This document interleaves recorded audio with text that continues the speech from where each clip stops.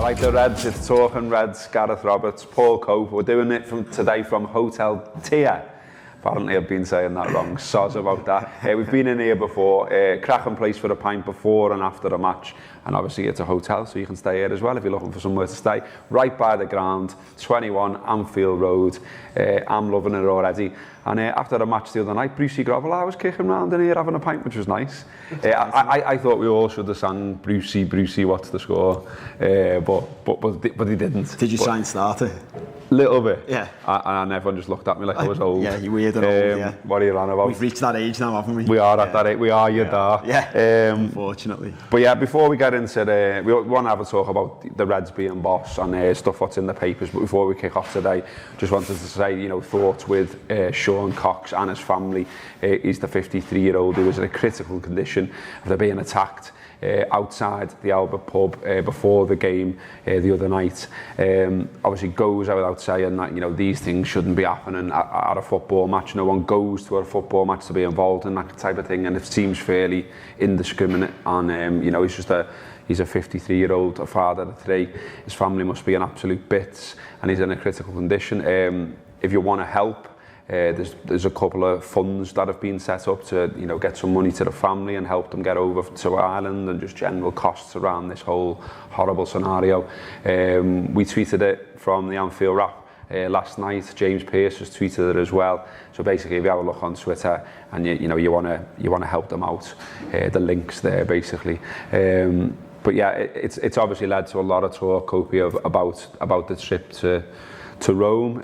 It's meant a lot of history's come up. Obviously, the Ultras have got a reputation over there for stabbing. It's happened with Liverpool, it's happened with Manchester United, it's happened with Middlesbrough. We're now seeing on the back of the Times today, Rome to step up security after assaults, the idea of there being no alcohol around the stadium, and also Liverpool fans being issued with sort of no-go areas and that sort of thing. And Tony Evans has written a piece, and Mark Hotty's written a piece in the Times, just detailing the problem that they have with these sets of fans. And it seems there's lots and lots of mini groups, and some of them are right wing and some of them are left wing, and some of them are organised and some of them aren't. And yeah, it does, there's a lot of people, rightly I suppose, worried about going over there now. Yeah, well, it's horrendous what's happened, and it's amazing actually. I was in a taxi on the way to the ground, and I think it was Jonathan Northcroft that tweeted about the incident outside the Albert, and obviously at that point you don't know what's happening, and it's not until afterwards you hear how bad it was. But in this day and age, it seems amazing. We were talking just before we started recording that I think it was Chris Williams on Twitter was saying, reporting that these people were known, and they knew they'd come to Manchester. There was trouble on a train from Manchester, and that's just one source. So I don't know how true that is. If that is true, it's amazing to me that this can happen, and they're not being watched. It's all well and good. Roma even saying, "Oh, we don't know what to do about it."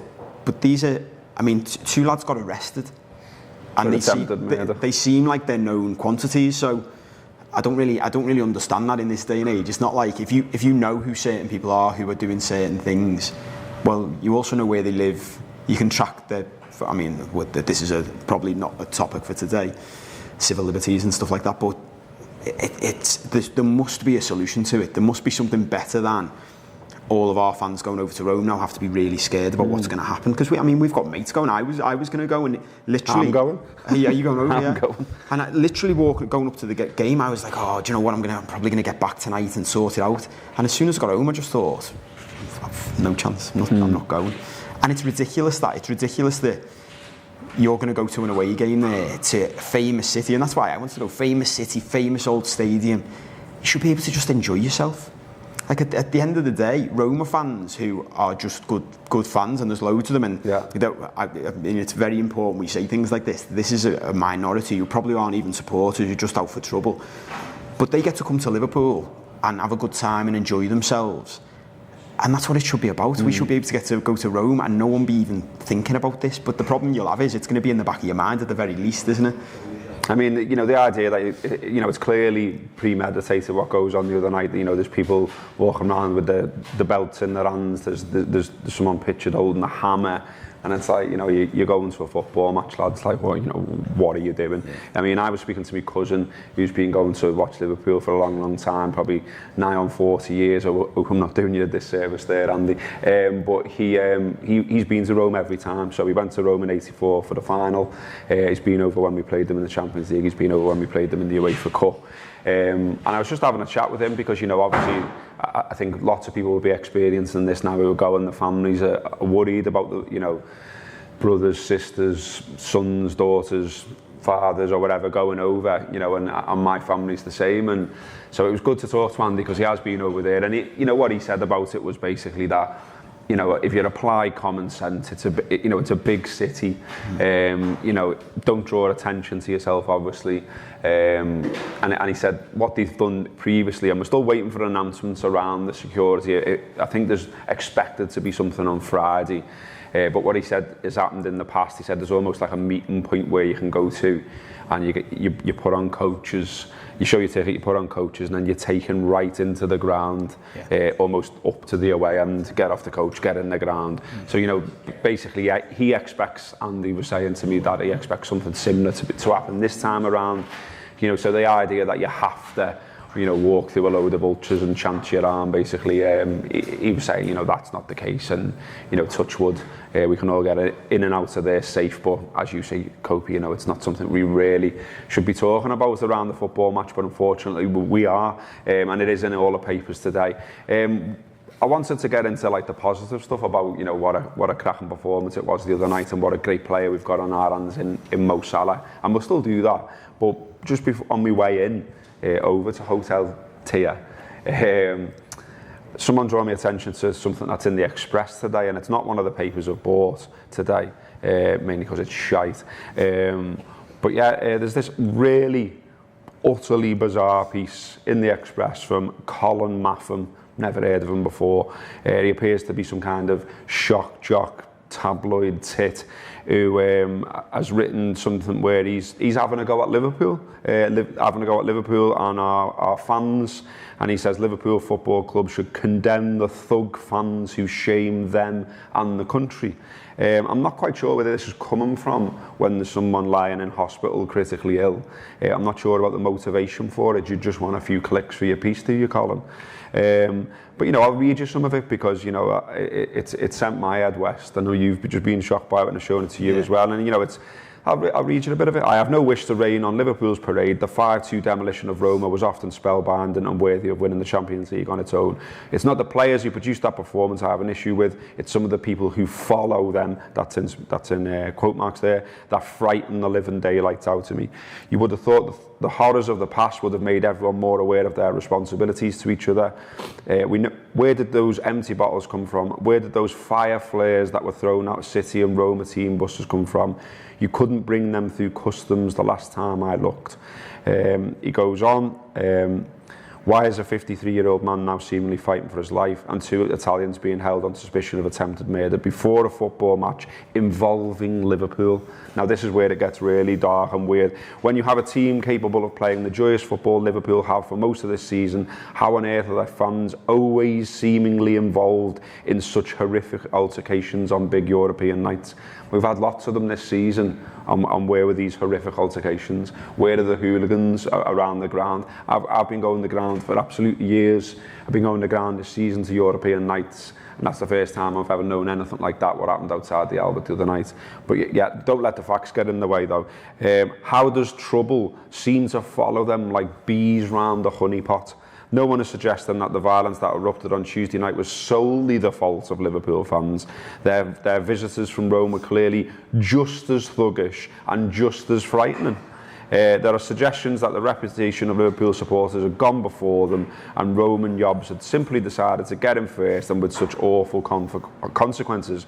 It's not right, but it does highlight a common denominator. All of this is a crying shame because Jurgen Klopp has produced a great team, blah, blah, blah. I urge Liverpool Football Club to condemn rather than give succour to excuses like it's society's problem and all the world's against us. They're in quote marks as well. Who's said those words? Who's ever said that? Where is that? Why is it in quote marks? I haven't said it. I don't know anyone else who said it. The club needs to recognise it has a big problem and has had for some years, and proactively support and work with those whose job it is to preserve law and order. If they don't, there's a real danger that revenge will be sought by both sides when they meet in Rome for the second leg. And if that happens, we will all be losers on and off the field. Staggering. I really don't know how that is in print or on the internet. Yeah. I'm not sure of the points being made. He appears to be suggesting that there's a lad lying in hospital and it's his fault somehow. Yeah, Robbo mentioned this to me. I hadn't seen it. Rob mentioned it to me and I read it just before we started recording. And honestly, before I started reading it, I thought, oh, well, it'll be another one of these it's all Liverpool fans' fault type thing. And I was honestly horrified by reading that. I think pieces like this sum up why, and we're getting deep here, aren't we? Like we'll go on to fun stuff later, but it sums up why the Western world is in the mess it's in, basically, because the language in that article is just inflammatory. And I'm not sure what's worse from this fella. I've never heard of him before. I'm not sure what's worse, whether it's just to drive clicks to the Express's website or whether he believes what he's writing. I'm not sure which of those two things. Maybe it's both. Maybe he believes it and it's going to drive clicks, because it'll get attention. We're talking about it. And it's one of the things I don't like about it. But the problem is, unless you talk about the other side, that just becomes the truth. And we've been there before, haven't we? That phrase. It's unbelievable. The stuff that's in there.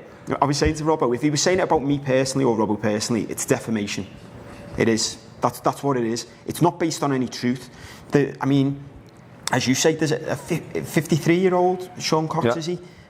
Father, got kids, come over from Ireland to enjoy the game. Watch the footage.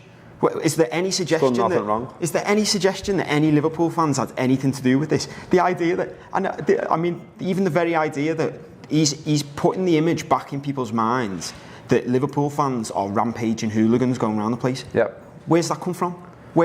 I don't even know how. Is he talking about Heysel? That's what I was just going to say. Is he talking about 1985? From 1985. Yeah. It's 2018. And the mad thing about that article is the way he's talking about that. I mean, all the sensible and reasonable journalists, what they're actually saying, like Tony Evans, who talks about a campaign years ago he ran, talk about the Roma fans like this. Talk about the Roma fans doing the same to United and Leeds and Arsenal and Chelsea. That's the problem here. And this is it's so hard to comprehend how someone can be permitted to put that in a national newspaper and shape the way people think about a group.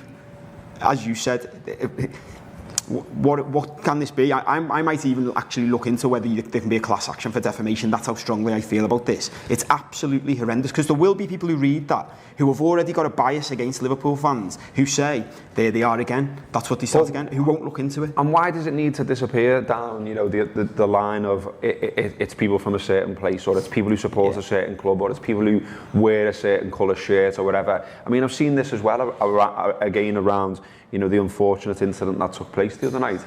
The internet is a cesspit at times. Let's not mince words on that score. But you've got people going, oh well, Liverpool fans were throwing bottles at a coach. Let's get it right. A small number of dickheads who claim to support Liverpool, who were there when a bus drove into Anfield, threw things at a bus. Whoop-de-doo. To compare it or to say it's some kind of preemptive thing that's going to lead to someone being stabbed. A lot of people need to be getting a grip here. We're all football fans. It doesn't matter who you support. We all just want to go and support our team, have a good time, have some fun, have a drink, see your mates, all the stuff we love football for, and this is not a part of it. And yet that article has absolutely staggered me. And I think when I get back to the office, I'm going to be having a look at it again, finding out who the fella is, probably going to write something back, and people say, oh well, don't feed the troll and all that, but like you just said, and why is this fella's version of the truth allowed to exist out there unanswered? It's not going unanswered. I'm going to answer it. Well, also as well, this isn't a Twitter troll who's got 100 followers and no one, and I agree with the best thing you do with that is just ignore them. This is a fella writing for one of the biggest papers in the country, and yeah, we've been here before, mate. We have been here before. And it's ridiculous. I mean, even the way we've talked about this, we're not labelling all Roma fans and tarring them with the brush of a small number of hooligans. And when I say small number, we're talking like 20 out of how many thousand came over. So it's ridiculous. Even that we've had conversations about the bottles being thrown at buses. Yeah, I love the whole Liverpool fans should be condemned for that. Well, all of us, all 5 million worldwide, how many bottles were thrown? And this is one of my biggest issues with all of this stuff. Is that's what it all feeds into. Everyone ends up getting lumped into the same pot, and it can be anything. I've written articles about this in the past, but literally, I heard someone say the other day on a completely different topic, "Oh, you know what Americans are like?" And I went, "No, what are they like?" Yeah, what are they like? Well, have you met them all? However many million Americans there are, they're all completely different, aren't they? And that's the problem. People start saying Liverpool fans, Roma fans. It's not. This is hooliganism. That's what this is. In a small number of Roma fans, nothing to do with Liverpool supporters, other than the fact there were men, women, and thankfully no children. But you saw the lad who was on BBC yesterday with Dan Roan, who's actually a proper journalist and trying to get to the heart of the story, saying like if there were kids there, you'd be petrified. Yeah. And the area where it happened as well, there's CCTV, there's police, there's everyone walking up and down. This isn't kind of some kind of, meet up to have a scrap between lads who want one. This was just indiscriminate. It could have been anyone, it could have been me, it could have been you, it could have just been anyone walking past. And that's whatever line there is around that kind of thing. It's hugely, massively over it. Anyway, let's talk about the other night. Let's talk about Mo. On the back of all the papers, there's lots and lots, as well as about Rome and everything else about Salah. Big piece in the Times today from Joycey, just saying about how they got Salah, how they were looking at him for a long time, how they looked at 15 wingers apparently from the time that. They tried to get him when he was at Basel to the time they actually got him. How they nearly got, they went in for Brandt, and he didn't want to know. He didn't think he was going to get a game, essentially. His figures for this season are nowhere near Mo's. And then, again, the comparisons with everything else. Did LFC TV yesterday, and they brought this one up, and it surprised me. Well, it probably shouldn't surprise me, but it did anyway. All the stats that are flying around about how great we are at scoring goals. It turns out that we've actually got, as a trio, the best trio in the world right now for scoring goals. So Salah, Firmino and Mane have scored 88 goals. There's only Cavani, Neymar and Mbappe have got 86, but they're kicking around in the French league, and that's crap. You'd score in the French league, Hope, you know what I mean? I've got 3 this year. So, see with them up ends, but these boys, our boys, are scoring in the Premier League, they're scoring in the Champions League. They're really good at what they're doing. So it's great to read loads and loads about Mo and about how good he is. And there's I quite like this actually from Joycey. I was just reading this and it made me laugh. It talks about how when they're all walking through the mix zone, the players and the journalists try and grab them for it to get some quotes after the game. He says Salah's walking through with a suitcase, getting off, going home after the game, after another job well done, 2 goals, 2 assists, everything else. And apparently Dejan Lovren was like, he deserves the credit, but I think he deserves even more. And then he's just standing there going, 43 goal, guys. Fucking hell, 43 goals, fucking hell. And he's right, isn't he? You can't talk this fella up enough. He's now being mentioned alongside Messi and Ronaldo, and people go, as if he's as good as him. Well, this season right now, he is. He's scored more goals than them. He's got 47 and 51 if you want to throw in international goals as well this season. Ronaldo's got 46 and 44. Messi's got 43 and 55. He's right up there. Yeah, when we were coming down today, one of the things I said to Robert was, and obviously, unfortunately, there's this other serious stuff to talk about as well. But one of the things I said was, can we just get a little bit excited about what happened the other night? Yeah. Honest to God, when I left that ground, I keep having. I tweeted something about Henderson yesterday, on a small level and on a bigger level. At times I felt like having to check what had just happened. I was like, we've just won 5-2 in a European Cup semi-final. We scored 5 goals in a European Cup semi-final. That doesn't happen. No. We've got a lad who's going to break, probably, unless something happens, touching all the wood we can.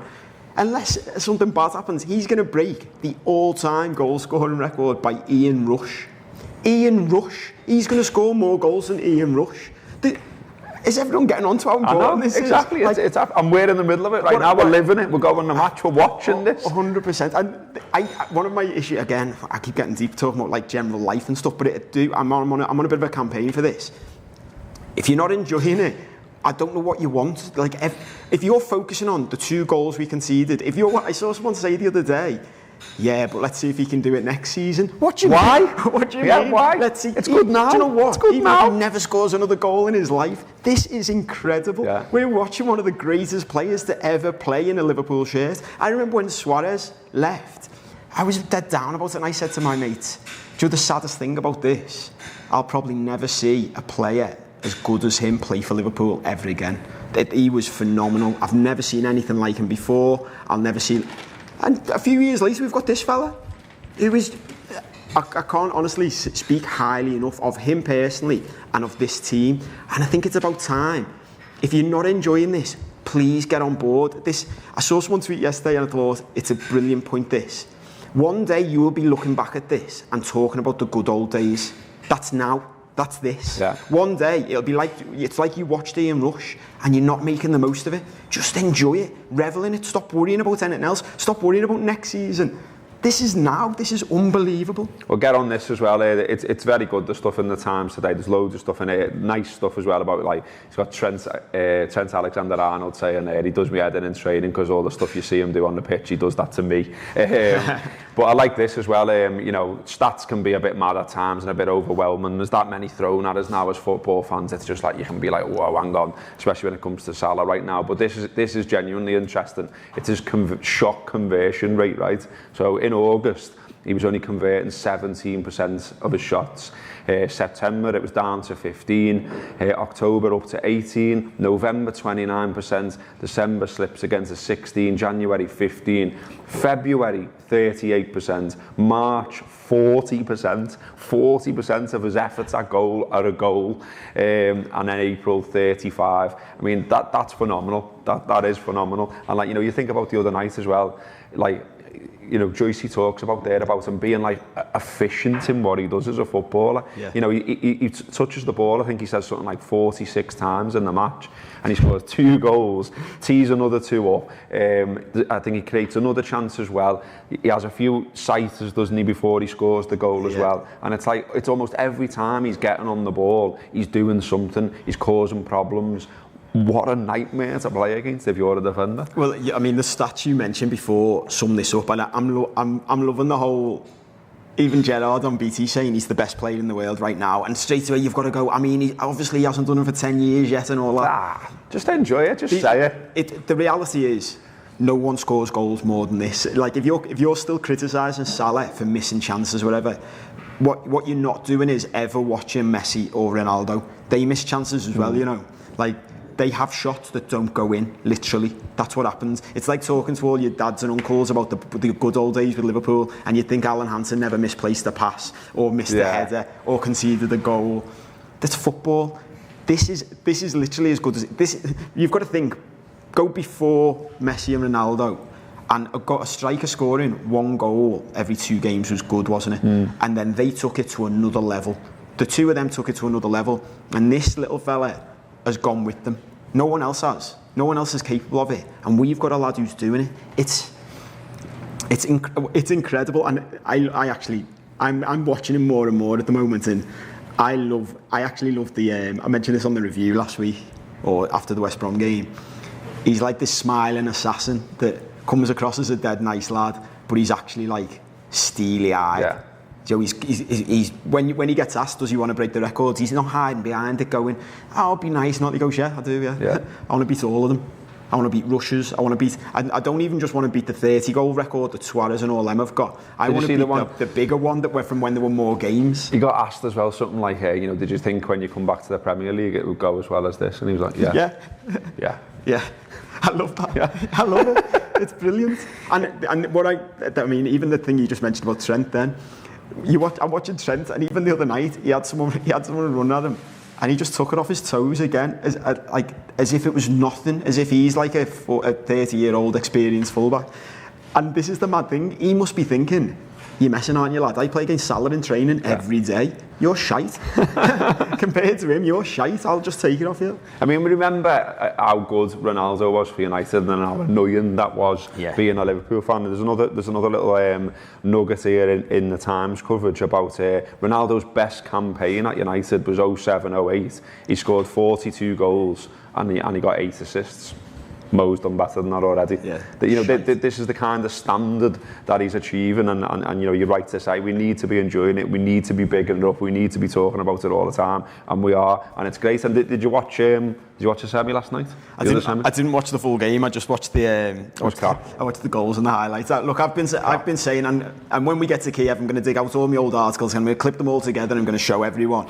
I've been saying this for ages now. I said last year when everyone was going, oh yeah, but the thing about Klopp's team is it can only play against sides that play against him and come out and play. And I went, if only there was a competition where all the best teams played and they'd all be dead good and think they could beat you, and then they attack you. Like, oh yeah, it's this one. And like Man City, I've been saying this, when we got Man City, I was like, we'll knock them out and then that's it, it's all over. Because there's only one side in European football that can live with us, and that was Man City. And we beat them home and away, we battered them 5-1 in aggregate. The favourites for the competition. I genuinely can't wait, and I know there'll be people out there going, oh, he's tempting fate and all that. Yes, we've got to go to Rome, we've got to do a job. I tell you what we're going to go to Rome and do. We're going to go to Rome and win. That's what's going to happen. We're going to beat them. We're not just going to hang on. I love all this. Yeah, but they've never conceded a goal at home. Yeah, they haven't played us yet. It's ridiculous. Man City hadn't lost the game, whatever. All these other things. So I saw someone tweeting yesterday. Hoffenheim hadn't lost, Porto were brilliant, blah, blah, blah, blah, blah. Isn't it amazing? Do you know what'll happen after the next week? Everyone will go, Roma are rubbish, aren't they? They can't defend. Everyone will forget they haven't conceded a goal when we've scored 6 in their stadium. I'm genuinely not worried by it. I'm genuinely not worried. I look at what happened the other night, and we cut through them time after time after time. It could have been 8, it could have been 9. Look how many times we got behind them. Yeah. And you've seen some of their players talking about how they were going long. Yeah, it was working though, mate. That's why we were going long and hitting our forwards, and they were getting in behind you, and they were creating chance after chance after chance, and you got lucky that it was only 5-2, boys. So, but what's suddenly going to flip on its head at their ground? What's suddenly going to change? It's still the same. It's the same players on our side. Unfortunately, minus Alex Oxlade-Chamberlain. Really unfortunate that he's now out for the season. But Gini comes on, does a great job. We're going to have the same group of players. They're going to have the same group of players. They're going to be worried. They're worried about us. They're worried about what we're going to do to them. They're not plotting some kind of miracle turnaround. I reckon they're lying in bed at night going, well, how do we stop Salah next time? How do we stop Mane next time? What are we going to do about Firmino? He was everywhere the other night. What are we going to do about him? So that. Think about it that way round, rather than going, oh well, they did it against Barcelona. We're not Barcelona. We don't play football like Barcelona. And you know what? Barcelona is shite. Like I'm sick. I'm sick of hearing this. Oh, Barcelona are better than us because they're going to win the Spanish league. I don't care. We'd have won the Spanish league by 20 points. The only reason we're not going to win this league that we're in is because City are unbelievable and we started the season slowly. If you look at our points per game from like Christmas or something, we're neck and neck with City, if not slightly ahead. It's ridiculous. Don't worry about it. We're going to go there and score goals. Even the long ball point makes me laugh. And Lampard nailed this on BT. He went, it's not like it. He didn't name Pulis or them, but he went, it's not like they were just hoofing long balls up the pitch. Like watching the game back and the goals back. The one, I think it was the third, where Trent just bends a great ball down the right-hand side. I'm watching that game thinking, looking at their left-hand side centre-back, the number 5, and he just kept looking at the bench as if to say, any hopes, lads? And someone give me a hand over here. Yeah, when he got subbed, he ran off. Like he was like, thank God for that, I'm getting off, I'm going to get my shower. It's not like we've got Fash the Bash up front and we're lumping it. Just like Wimbledon or something. And then to go on to like what you were saying about last night, I've been to 2 European Cup finals. I'm lucky enough to say that in my lifetime. And when we get to this one, I can't wait to play Bayern Munich or Real Madrid. I can't wait. The chances, if Madrid knock out Munich, which looks like is a strong possibility now, the chances that Munich got against them, we're going to beat them 10-0 in a European Cup final. That's what we're going to do.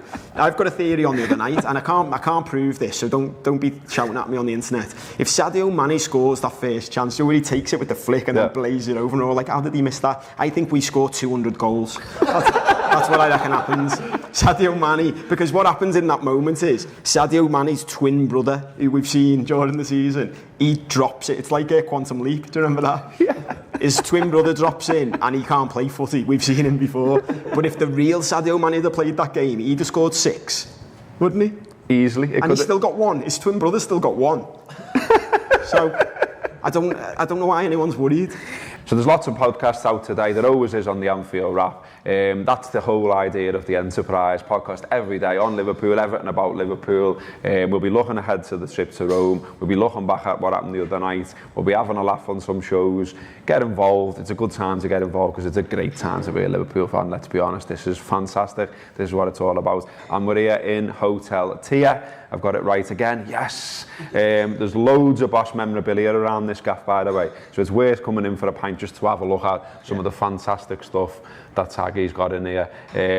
There's a great room out the back there if you want a game of shuffleboard as well. And it's a Bosch place to just come and have a pint. Let's be honest, it's 2 minutes from the ground, and it was absolutely rocking in here the other night, and rightly so after that win against Roma. So yeah, it's Bosch. The Reds are Bosch. Mo's Bosch. That was a Bosch talking Reds. See you tomorrow.